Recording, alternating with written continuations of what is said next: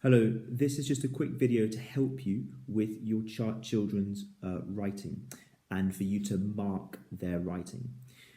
If you are and if they are copying your writing down, then that's not what you should. Please try and stay away from that. There is a time and place for children to copy things down, and it's usually to practice handwriting.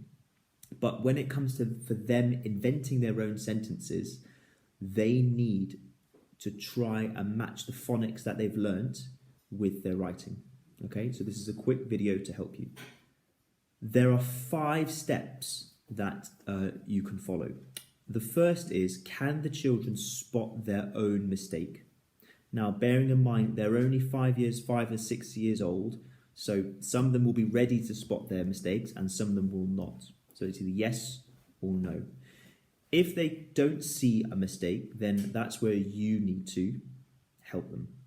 So the second step is for you to identify between 1 and 3 mistakes.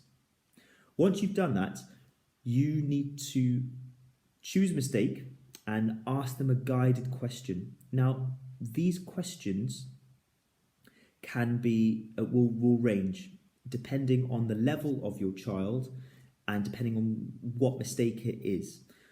Never tell them what the answer is. Always say, are you sure that's correct? Is there a different way that you could spell that? What does this sound say that you have written?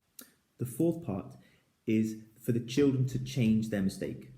So you've asked the question in step 3, then they change the mistake, and then the 5th part, most important, is once they've changed it, you praise them for that. Well done, that's correct, brilliant.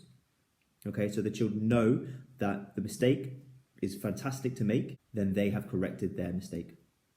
This first example, I'm going to assume that the child cannot find any of their own mistakes.